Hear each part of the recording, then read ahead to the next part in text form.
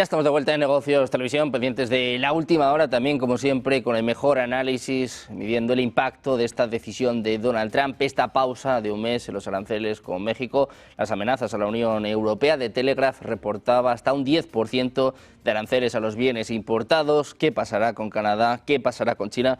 Vamos a analizar estas cuestiones de la mano de Andrew Hale, Senior Policy Analyst in Trade Policy in the Heritage Foundation. Thanks, Andrew. Thanks for coming in for Negocios TV. It's a pleasure. Thank you. Thank you so much for having me. Andrew, I would like to ask you about Donald Trump. He has decided to suspend the tariffs with Mexico. Is this good news for the market? Well, it's been a very positive development because, President Trump declared a national emergency under IEEPA, the International Emergency Economic Powers Act, at the border over the fentanyl crisis.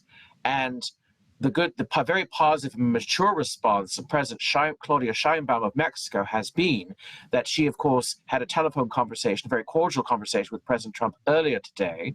And the result is that she is going to send 10,000 National Guard troops of Mexico to the U.S.-Mexico border to assist with the fentanyl crisis and, of course, the migration crisis. So, again, this was actually, might remember, in President Trump's first term, he threatened a 5% against Mexico under IEEPA, and that was never implemented because Mexico came to the negotiating table and provided extra border security. So this is an example of a very positive response to using the threat of tariffs as an instrument of statecraft, economic coercion, or even sanction to address a matter that goes well beyond trade policy or economic policy in the realm of security policy and foreign policy. Sadly, and I'll finish with this, Prime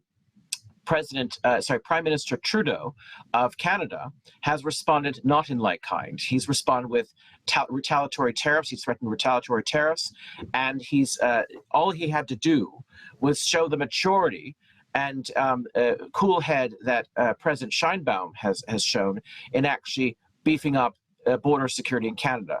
He initially promised $1.3 billion extra funding in border security, but only over 4 to 5, 6 years, which is a drop in the bucket, and more needs to be done. He needs to take the example of the really positive solutions in Canada that have been promoted by the Premier of Alberta, Danielle Smith, who of course has committed provincial border guards along the Alberta-US border, as well as 24-hour drone surveillance. And she's proposed at the federal level that there be a Canadian retired general appointed to be a border czar to work in concert with the US border czar, Tom Homan. So again, those are some solutions that Canada could do to alleviate this and to prevent the implementation of these tariffs. But sadly, Trudeau has basically threatened in response a trade war which could easily escalate out of control and cause economic damage to both countries, which none of us really want.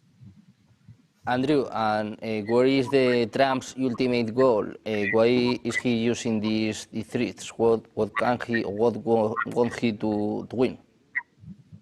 Well, under IEEPA, you have to declare an emergency, and of course, the fentanyl crisis is an emergency. It's an example of an emergency you can declare under IEEPA. And of course, I have a colleague right here in my building whose daughter died of a fentanyl overdose. So it is something. Many Americans have died. It's a crisis. We've had a crisis of illegal migration, an illegal invasion at our border, and this needs to stop. We need our allies to work with us, particularly those allies where China is producing all this fentanyl, and it's coming into the United States through Canada and Mexico. So it's appropriate that's addressed with our allies. Whether or not this will be challenged in the courts, that's another matter. So again, he can declare the emergency under IEEPA, but never before have tariffs been weaponized under IEEPA. In fact, the word tariff doesn't appear in that legislation. And when Congress gave in 1977 this power to the president, they never intended it to be used as a method to implement tariffs. So again, that really will be up to a federal judge to decide in the courts. Obviously, various interests are probably scrambling around to employ lawyers to challenge this in the federal courts, because some people wouldn't want to set a precedence whereby the president could use this to implement tariffs. In the past, in his first term, he implemented 301, 201, and 232 tariffs. But those tariffs are meant to implement tariffs for specific reasons against specific products and services where there is a, for example, under 301 tariff, an unfair practice. And he did that, for example, with regards to steel and aluminum against China as well as against the European Union. But of course, those tariffs were suspended, and they're still suspended. They're still in place, but they're suspended. And every so often, the European Union diplomats and the Americans get together and they discuss them. And then, of course, they kick the tin down the road and they're suspended again. They've never, ever been formally lifted. And that's because I just think it's been politically difficult for both President Biden and President Trump to do so, given that they were both competing for the sort of Rust Belt worker base in certain U.S. states. But again, he discovered in his first term he had the 301, 21, and 232 tariff authority that cannot be checked from Congress. But to implement those, you have to go through a process that takes about 8 to 9 months. You have to build a legal case for them, and you're only doing it for specific targeted products and services. You can't really do it for an across-the-board tariff, which is what he's trying to do under IEEPA. And it remains to be seen whether or not a judge will agree that that is something that he can do. You may recall in his first term, as I said, he threatened this for 5% against Mexico in his first term under IEEPA, and Mexico immediately came to the table and offered more border security. And the issue did not come up again for the remainder of his administration. So again, I would just hope that Canada would follow the lead of Mexico and just beef up border security, which is what President Trump wants. Andrew, and what about Canada? Trump has also some talks with Justin Trudeau. He is going to talk about 9 p.m. here in Spain. Can we see another pause in the streets, in these tariffs? I can't understand what you're saying. Could you repeat that question? Yeah, I was talking about Canada. Trump has announced some talks with Justin Trudeau, with the PM of Canada. Can we expect another pause? Do you think he is going to pause the tariffs for Canada?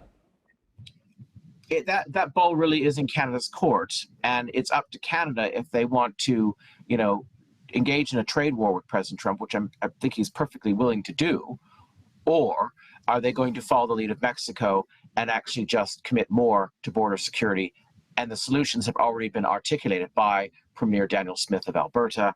But I think the problem here is that Justin Trudeau has shown that, he has resigned. He's a caretaker prime minister. He's, I think he's willing to he has nothing to lose at this point. I fear that he might be willing to burn the village to the ground in order to save it, so to speak, and be rather rash. So I would hope that he would just do what President Trump wants, because this is not the whole argument they're making under IEEPA is of course, the fentanyl crisis at the border.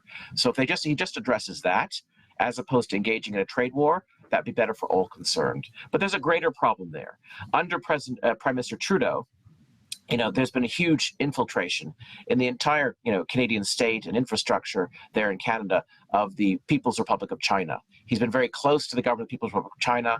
I fear that he's perfectly happy to, have increased trade with them, and he hasn't really raised the concerns about the human rights issues in China with regards to the Uyghur forced labor, any of that, which of course, he's been heavily exposed to China, and a lot of liberal politicians in the Canadian Parliament have been purchased by the People's Republic of China. So there's a real problem there in Canada, and it's a threat to the United States, given the level of encroachment of China and influence that they have over the current Canadian Liberal government.